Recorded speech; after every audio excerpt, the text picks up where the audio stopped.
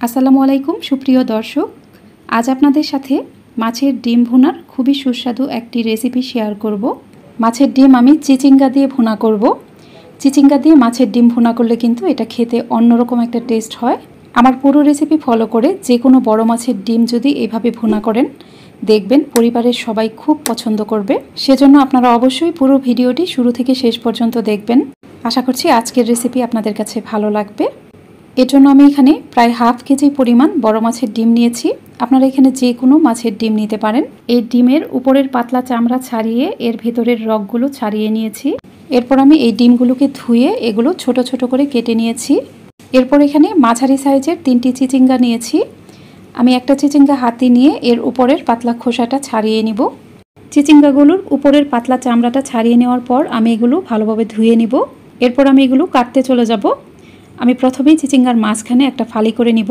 চিচিঙ্গার মাঝখানে এরকম লম্বা ফালি করে কেটে নেওয়ার পর আমি এগুলোকে এরকম পাতলা স্লাইস করে কেটে নিব। সবগুলো চিচিঙ্গাকে আমি একইভাবে কেটে নিব। আমার এখানে চিচিঙ্গাগুলো কেটে নেওয়া হয়ে গেছে। দেখুন এগুলো এরকমভাবে কেটে নিতে হবে। এবার প্যানে দিয়ে দিব হাফ কাপের থেকেও একটু বেশি পরিমাণ সয়াবিন তেল। এই মাছের ডিম রান্নায় তেল, পেঁয়াজ, মশলা সব কিছুই একটু বেশি পরিমাণে দিতে হবে। তেলটা গরম হয়ে গেলে আমি এখানে 1 কাপ পরিমাণ পেঁয়াজ কুচি দিয়ে দিলাম। পেঁয়াজ কুচিগুলোকে আমি হালকা ব্রাউন কালার করে ভেজে নেব। পেঁয়াজ কুচিগুলো যখন এরকম হালকা ব্রাউন কালার হয়ে যাবে, তখন আমি এখানে দিয়ে দিব উঁচু করে 1 চা চামচ পরিমাণ রসুন বাটা, দিয়ে দিব হাফ চা চামচ পরিমাণ আদা বাটা। আদা রসুন বাটা আমি তেলের সাথে ভালোভাবে ভেজে নেব। আদা রসুন বাটা তেলের সাথে ভালোভাবে ভেজে নেওয়ার পর আমি এখানে গুঁড়া মশলা অ্যাড করব, তাই এখানে কিছুটা পানি দিয়ে দিব। এবার প্রথমেই এখানে দিয়ে দিব প্রায় 1 চা চামচ হলুদের গুঁড়া। এরপর দিয়ে দিব উঁচু করে 2 চা চামচ পরিমাণ মরিচের গুঁড়া। এরপর এখানে 1 চা চামচ ধনিয়ার গুঁড়া দিয়ে দিব ও প্রায় হাফ চা চামচের মতো জিরার গুঁড়া দিব। এরপর দিব স্বাদ অনুযায়ী লবণ। সব কিছুই ভালোভাবে নেড়ে মিশিয়ে নেব। এই মশলাটাকে খুব ভালোভাবে কষিয়ে নিতে হবে। মশলাটাকে অবশ্যই ভালোভাবে কষিয়ে নেবেন। এই মশলাটা যত ভালোভাবে কষিয়ে নেবেন রান্নার টেস্ট কিন্তু ততই ভালো আসবে। আমার এই মশলাটা খুব ভালোভাবে কষানো হয়ে গেছে। দেখুন মশলা থেকে অনেকটা তেল বের হয়ে গেছে। এখন আমি এখানে মাছের ডিমগুলো দিয়ে দিব। মাছের ডিমটাকে মশলার সাথে খুব ভালোভাবে নেড়ে মিশিয়ে নেব। মাছের ডিমের সাথে মশলাটাকে কিছুক্ষণ ভালোভাবে নেড়ে মিশিয়ে নেওয়ার পর আমি এখানে পানি দিয়ে দিব। এখানে আমি প্রায় 1 গ্লাসের মতো পানি দিয়ে দিব। আমরা নর্মালি যেই গ্লাসে পানি খাই সেই গ্লাসের 1 গ্লাস পরিমাণ পানি এখানে দিয়ে দিলাম। পরবর্তীতে আমার এখানে আরও হাফ কাপ পরিমাণ পানি লেগেছিল। পানি দেওয়ার পর আমি অপেক্ষা করব মাছের ডিমগুলো পুরোপুরি সেদ্ধ হয়ে যাওয়া পর্যন্ত। এ পর্যায়ে আমি এখানে আরও হাফ কাপ পরিমাণ পানি দিয়ে দিলাম। আমি এখানে কিন্তু আর কোনো পানি অ্যাড করব না। এই 1.5 কাপ পানি দিয়েই আমি এই রান্নাটা শেষ করব। প্যানটা আমি ঢাকবো না, কারণ এই মাছের ডিমটা কিন্তু খুব সহজেই পোড়া লেগে যায়। কিছুক্ষণ পর পর এটা নেড়ে চেড়ে দিতে হবে। মাছের ডিমগুলো পুরোপুরি সেদ্ধ হয়ে যাওয়া পর্যন্ত আমি অপেক্ষা করব।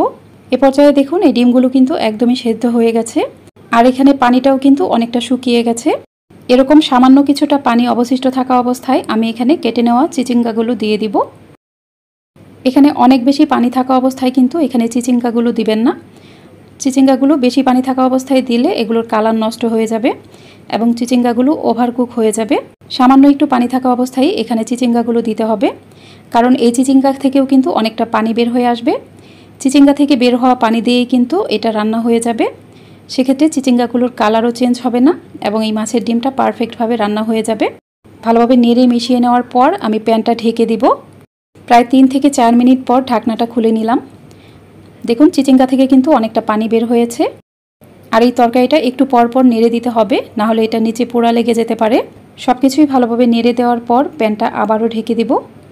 আবারও প্রায় 3 মিনিট পর ঢাকনাটা খুলে নিব। তরকারিটা ভালোভাবে নেড়ে দেওয়ার পর আমি এখানে কিছু কাঁচামরিচ দিয়ে দিব। এরপর সব কিছু আবারও ভালোভাবে একটু নেড়ে মিশিয়ে নেওয়ার পর প্যানটাকে আবারও ঢেকে দিব। চিচিঙ্গাটা যখন একদম সেদ্ধ হয়ে যাবে তখন আমি ঢাকনাটা খুলে নিব। দেখুন চিচিঙ্গাগুলো কিন্তু একদম সেদ্ধ হয়ে গেছে। এখন আর আমি প্যানটা ঢাকনা দিয়ে ঢাকবো না।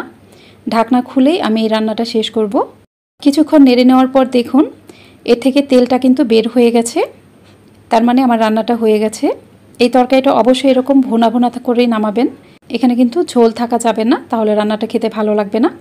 এরকম যখন ভুনা ভুনা হয়ে যাবে তখন এটা নামিয়ে ফেলতে হবে। আমি তরকারিটাকে নামিয়ে ফেলেছি। দর্শক, এ পর্যায়ে আপনাদের কাছে আমার একটা অনুরোধ, যারা এখনও আমার ইউটিউব চ্যানেলটিকে সাবস্ক্রাইব করেননি তারা প্লিজ আমার চ্যানেলটিকে সাবস্ক্রাইব করে পাশে থাকা অল লেখা বাটনটাতে ক্লিক করে দিবেন। আর ভিডিওটি যারা ফেসবুক থেকে দেখছেন তারা অবশ্যই আমার ফেসবুক পেজটিকে লাইক ও ফলো দিয়ে রাখবেন।